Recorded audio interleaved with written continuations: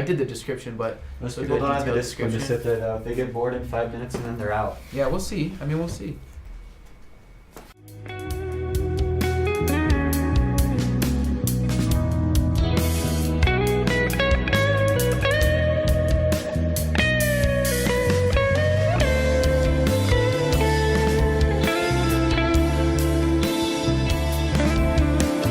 Got to the point in Shoe Dog, it's part 2, and Phil Knight, founder of Nike, just found out that his second bank disconnected and won't be offering him any more money. And they're trying to think of solutions as a startup for how they can make money. And the idea that comes to his mind is going public.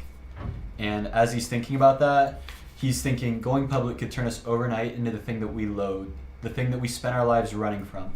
And as a startup, when you think about going public, it's this thought of giving up your baby to the public to have stock owners standing over top of you and other people's interests in mind. And that got me to think, wow, with my startup, do I ever envision it going public? How much equity do I anticipate myself holding on to? When Jeff Bezos, the richest man in the world, running the biggest company, only has 16% of that company, but it's $1 trillion company. It's $1 trillion company, so the other 84% of that is going towards people who are increasing the value of that. You know what he said about it is he goes, and I'm honestly okay with how much I got, because not only did I get more than I would have been able to on my own, but I was able to make $840 billion for other people who helped me do it. It's not a solo effort. And as a startup founder, a lot of us think because we can do so much, I can create a website, I can set up a sales funnel, I can set up a Twitter bot, I can set up a dropshipping company. I can do everything. So why would I give part of that away to someone who's going to do it maybe half attempting to, not actually bringing his all, when I could just do it myself? And for me, it's been the time savings. I can do everything myself. The process is going to take longer. Yeah, and the entire company can get 5 times more done if you show other people how to do the things that are easy to explain. And the diversity of thought. I mean, you think that you can do everything yourself, but then someone comes in and says, well, if we do it this way, and you're like, oh my God, yeah. I never thought of that because all of my prior experiences never led me to But that also point. You're comparing yourself now to someone who has a XYZ billion-dollar company that has XYZ thousands of employees that really it wouldn't exist the way it does unless you had those employees. Like, you can have $100 billion, but I think that having people in your company will save you $50 billion because you could waste $50 billion on something completely dumb that will never work because you thought it was great, but then literally no one else did. I think and it's, you know what I'm saying? Yeah, and the biggest reason that it is important to find other people to do tasks for you is because, yes, you can do all the things that we're doing by yourself. There's nothing that anyone works for the corporation, nothing that they're doing that you would be incapable of figuring out and doing yourself. But what if you only spend on your time on the things that only you are capable of doing, right? In that way, you're getting things done in a lot faster time. And granted, some of the things might not have been done in the way that you would have done it if you were in control of it, but it's out of the way and it's taken care of. And you can focus on the things that no one else can replicate. And that's what I think sets him apart from other entrepreneurs, is that he's a process human being. He goes, let's make it a process, let's pass it far down the chain. When we were talking this morning, we talked about like 2 different tasks. There's either the building out of the new things or the maintenance on the existing things. And life is chiefly maintenance. That's a saying that has always stuck with me, because creating something's easy, but as soon as you create it, you're now going to spend all your time making sure that it stays up to date. Oh, a new feature came out on Android, we have to account for that. Oh, new Android version, have to account for that. iOS update, well, we got to build a new app. It's all maintaining. Like our bodies too, we've got to always, it's never done. You've always got to be intaking food. You've always got to be exercising. You've always got to sleep. These are constant maintenance things that take a lot of time. But when we build processes, it reminds me of this metaphor of building towers of Legos. I have a lot of fun building a tower of Legos, but I need to be comfortable giving up that tower to someone else so that I can keep building these towers of Legos. Because I can't continue to manage all of those towers. But if I just set it up enough so that they can be like, oh, well, that's where the skyscraper goes. That's the direction that it goes. This is how the window structure looks like. Then they can keep building it up after I've built that foundation. They can continue to manage and maintain that system while I continue to just build out our Lego city. Yeah, and the beauty of it is even if they decide to go build Legos for somebody else, you are able to teach them something that gave them value.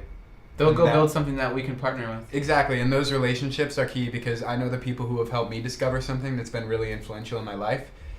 I give them more of my attention than they deserve for how close we are, but it's because they helped me so early on. Say that again. Someone helped me 5 years ago, and it was monumental in my ability to succeed going forward. They can call me and I am answering no matter what time, and I would do that for most people, but I give special attention to the people who gave me something that not only could I not find elsewhere, but they spent their time showing me how to do it. Your mentors. Right, yeah, my bosses, my mentors, the people who have spent their time on me, even though they didn't have to, those are the people that I feel like I owe gratitude, and even in the future, some resources that I have, you know? Yeah, a couple people brought up with us putting so much content out on YouTube and giving stuff away on Twitter and Instagram and documenting so much. For free. For free. People are like, how aren't you worried that someone's going to see that and then build the company to compete against you? And no, I mean, that's kind of the intention. If someone builds that, they're going to have the same thought as you. They're going to be like, wow, this company Voice First gave us so much content. They gave me so much experience. They didn't ask for anything in return. If Voice First ever hits my company up and asks for something, they're going to be like, yeah, like we have $1 billion company, but Voice First is the reason that we were able to learn how to build that. Yeah, and I think the open source future is something people have a way of getting lost in, only because it seems counterintuitive to want to push out all the information you're learning to the rest of the world. But if all 7 billion people did that, think of how much more knowledge we would have and how much better people would do at doing the things that they love if they could see all the people who were good at it and their observations about how they got good at it. Take But Jobo. also, you have to leverage. At one point, there will be a point where you need to leverage your advantage so that people will pay for it, so that you can then gain something. You need to acquire. You need to capture some of that value. You're right. That you Yes. create. Then you can be You're self-sufficient. right, But then you and- become a and- competitor. Be like Red Hat. Red Hat is an entirely open source company, and they find ways to add value into that open source. They say, okay, all of the things that we deal with are free.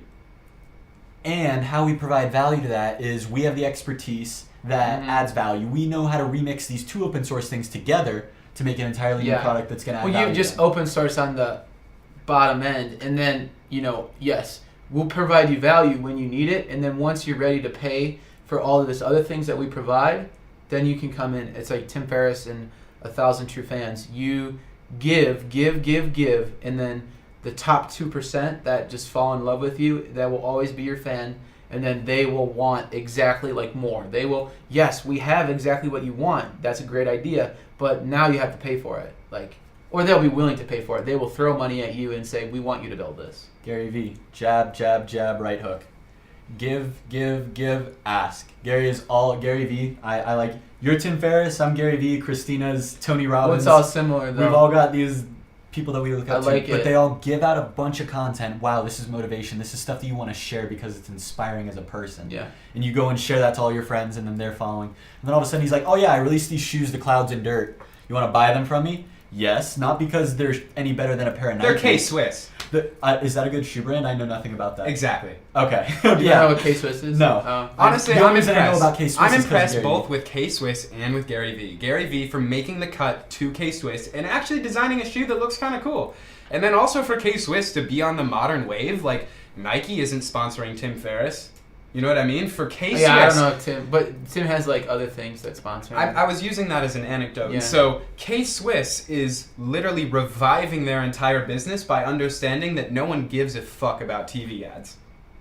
And that social media is where the attention's shifting. People spend more time watching YouTube than TV. I wonder how big of an impact Gary V has had on K-Swiss's business. I mean, Well, nothing depends on is your something demographic. in 2018. You're right. There's probably people who have been buying it for 20 years. I just Well, don't like my know. dad doesn't watch YouTube. He does now, though. Does he Just wear discovered K-Swisses?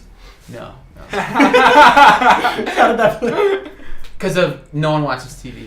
Because you have to think. I always think no one watches TV, blah, blah, blah. But People actually, watch people TV. do watch TV. People watch TV a It's a lot. phasing People- out generation. my dad is- yeah, The my number dad's of gonna watch TV TV the watchers rest are of his growing life. down. The number of people who are watching YouTube is skyrocketing. Yeah. But TV will always... See where the attention is. Yes, there's a massive amount of Yeah. investment on TV, or attention on TV.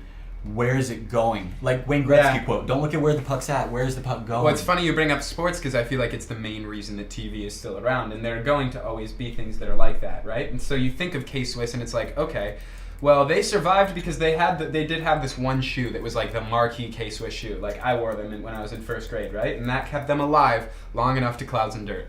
And so maybe something will happen with TV that'll be the exact same, but that's why equity is so important in a business, right? Because you don't know what the value of the business is going to be at the time that you decide to leave all of the equity, right? So let's say Amazon, and this won't happen because they're going to use drones to deliver products all over the world, but Amazon, let's say they start tanking. Like, people decide that they like Walmart e-commerce because it's way cheaper, or something, a massive innovation in the industry comes, right?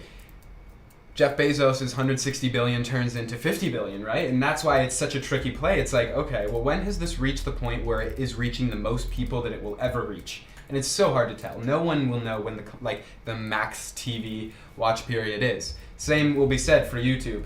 And that's why this whole game of equity is, okay, so I'm giving up this percent, and I think I'm going to leave it this percent when it's valued at that. But the future hasn't happened yet. So it's all based on your speculation of how you think at a mass level people are going to make decisions.